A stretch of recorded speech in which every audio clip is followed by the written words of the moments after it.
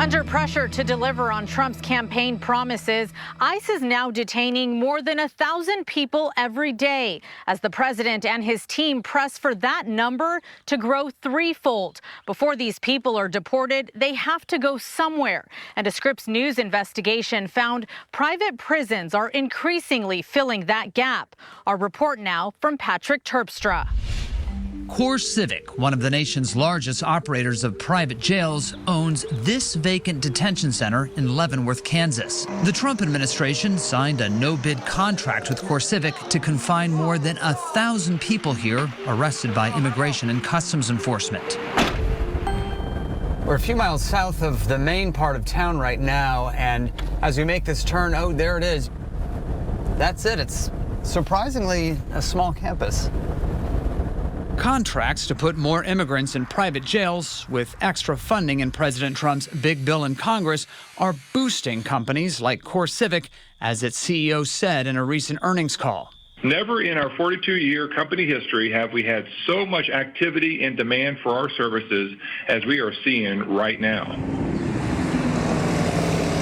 But Leavenworth, this city in the middle of red state Kansas, is pushing back and opening a window into problems with for-profit jails our Scripps News investigation uncovered. A lawsuit filed by the city of Leavenworth against CoreCivic describes the jail here as an absolute hellhole.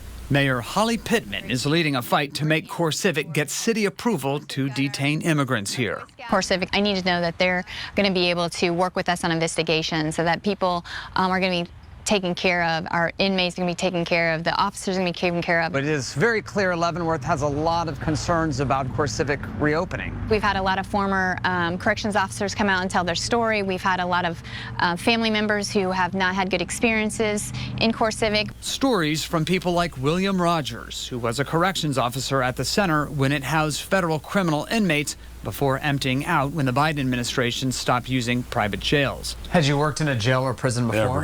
Never have. But CoreCivic, if you're breathing, they'll hire you. Rogers worked in the jail beginning in 2016, a year before a blistering Justice Department audit documented a chronic lack of staffing at the facility. At times, not enough people to man security posts identified as mandatory to run the facility in a safe and secure manner. Things got so bad, Rogers says, an inmate was able to attack him. He came up behind me. I should have known better, right? And he hit me in the back of the head with a tray. I didn't have the bubble that was supposed to be working that day on me. It working. No. You didn't have the right amount? Too short-staffed. So the only thing I was dependent on was the cameras. It would take 14 staples to close his head wound. He and other insiders also told us about inmate overcrowding. In 2017, the Justice Department found that officials at CoreCivic in Leavenworth uninstalled beds before an inspection to conceal that they were triple bunking detainees. People were everywhere. Before being moved to a federal prison to do time for conspiring to commit arson and insurance fraud, Tina Shank-Little was held at CoreCivic in Leavenworth.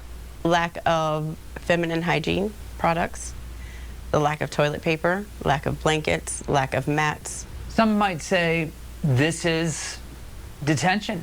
This is what jail or prison is supposed to be like. That's not what jail or prison is supposed to be like. Prison compared to that was a dream, and it very much was. It was a night and day difference. CoreCivic acknowledged there were challenges during an 18-month period in a tight labor market during the pandemic. The jail has its supporters. We caught up with Republican State Representative Pat Proctor, who told us opponents of CoreCivic are standing in the way of 300 jobs and more than $1 million worth of investment the company would pump into their community. I think it's pretty clear that the city's not going to give them a permit because the city government's dominated by Democrats that are using this red herring issue of a special use permit as a way to stop President Trump's immigration policy. I wish we could just get out of the way and let it happen. A security guard in a vehicle watched as we took note of what appeared to be workers unloading boxes and testing alarms. I want to show you something there's been a lot of talk about in Leavenworth, and that is the parking lot here at CoreCivic. People asking, why are there so many cars here for a facility that's not even supposed to be open? CoreCivic declined a request for an interview, but sent a statement saying, "We are not currently caring for anyone at the Leavenworth site, and that our facility will operate with strong oversight and accountability from our government partners, including regular audits and on-site monitors." I know you saw this quote. A judge said it was an absolute hellhole. Why would you want an absolute hellhole in your community? Yeah, well, I can't really speak to the specifics of what that judge may have been talking about, but jails are bad places. That's why you try to follow the law and not get put in jail. But a 2016 federal audit found higher rates of safety-related incidents at private or contract prisons. There were more assaults, uses of force, lockdowns compared to federal prisons. The report also called out CoreCivic, saying the company's contract prisons had the highest rates of inmate fights and inmate assaults on other inmates. Just weeks ago at CoreCivic's state prison in Trousdale, Tennessee, more than 100 officers had to put down a riot.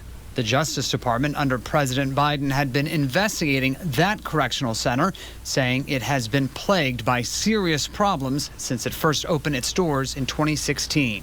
Former Leavenworth Corrections Officer William Rogers sees a pattern.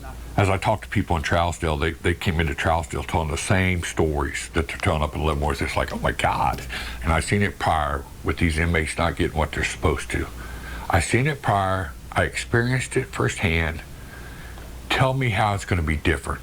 CoreCivic declined to say when the first group of immigrants may become the latest detainees locked up in this prison town. Patrick Terpstra, Scripps News Group, Leavenworth, Kansas. President Trump's order to round up immigrants in America did not come as a surprise. It's exactly what he said he would do. The speed has been dizzying. The decision to deport people even without a hearing has proven controversial.